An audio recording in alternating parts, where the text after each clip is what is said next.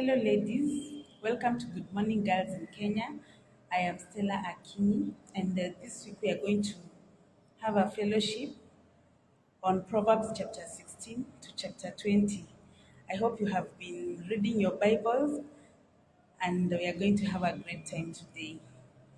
Okay, this between Proverbs chapter 16 to Proverbs chapter 20, uh, the Bible is telling us to watch our lips.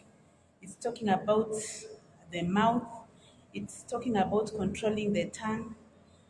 And so let's go to Proverbs chapter 16 verse 23 says that a wise man's heart guides his mouth and his lips promote instruction. Yeah, so we saw in the when we were studying Proverbs, we saw that a wise man is somebody who has wisdom, is somebody who determines what he's going to say. A wise man is someone who determines what he's going to do. So even as a wise woman, we can determine what is going to come out of our lips. We can determine what we are going to speak with our mouth. We can determine what our tongue is going to utter. So that is why in Proverbs chapter 16, verse 23, we are being told that guides, a wise man, a wise man guides. We see that a wise man's heart guides his mouth. So let us be women who can guide our mouth. Because we see that if we are women who guide our mouth, we will have lips that are honest. We see this in Proverbs chapter 16, verse 13. And we see all over Proverbs that God likes people who are honest. If you are an honest person, things become good for you. And we also see that if you guide your mouth, you will have pleasant words which promote instruction. We see this in Proverbs chapter 16, verse 21. And then we see that pleasant words, they are sweet to the soul and they heal the bones. Yeah, so if you are a mother, you can be speaking pleasant words to your children because they will encourage your children. They will feel so sweet. And even if it's your husband, if you're a married woman, uh, speak pleasant words to your husband and he will feel so sweet and he will always want to come back home to hear your sweet words. Yes, and we also see that the pleasant words they heal the bones. If you speak pleasant words, they will bring healing to your bones. Yeah. So we also see in Proverbs chapter 17, verse 27, it says that a knowledgeable man uses words with restraint and is even tempered. Yeah, so even as we read Proverbs, we are gaining wisdom. Let us be women who use words with restraint. Let us be able to control what we are talking about, what we are saying. Let us be women who are even tempered. Let us not act as if we cannot control ourselves. Let us not act as if we cannot control our tempers. And then we see in Proverbs chapter 18, we are being told that our mouth produces fruits, and we are being told that out of these fruits, our stomachs will get filled. So, what kind of fruit is your mouth producing? Is your mouth bearing fruits that will be will bring a positive impact in your life, or is your mouth bearing fruits that will not bring a positive impact in your life? Because we also see that out of our lips we produce a harvest, and that harvest is what satisfies us.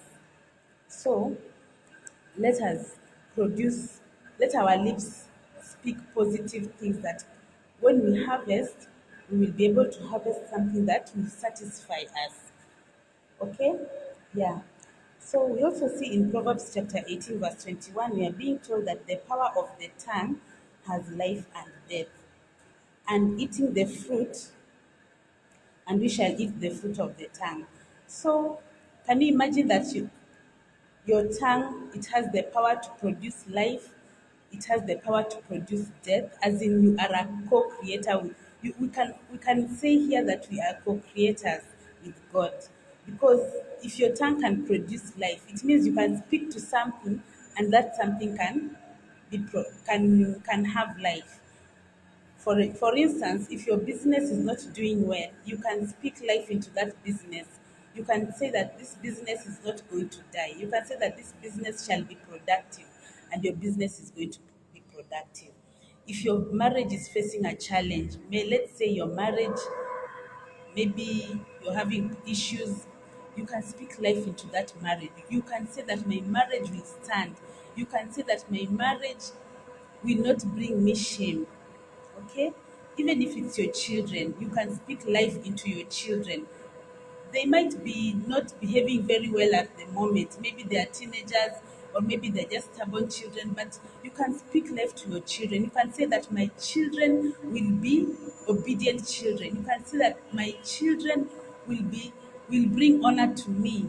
You can say that my children will be the best children. They'll be having respect, and your children, by your words, because your wife are speaking life, your children will have life, and they will have a life that will be pleasant, a life that will bring you honor and all that. Yeah. So even in Proverbs chapter 20 verse 15, we see that lips cannot even be compared. What comes out of the lips cannot even be compared to gold or silver. We see that gold is very precious, and even silver is very precious. Like right now, if you're given gold, can you refuse to take it? If you're given silver, can you deny to take it? Yeah, so imagine how precious those metals are, and then we are being told that lips, then what is coming out of our lips is even more precious than that gold or jewel. So we are being told here that it's very rare to find a woman with such lips.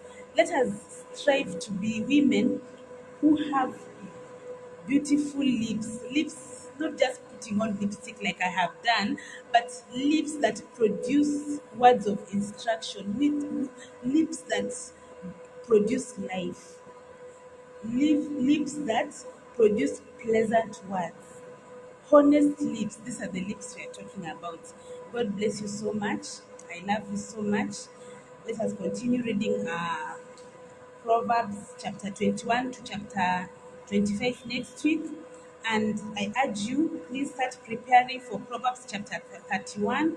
We are going to be having an intense study of Proverbs chapter 31. We will be going through it verse by verse.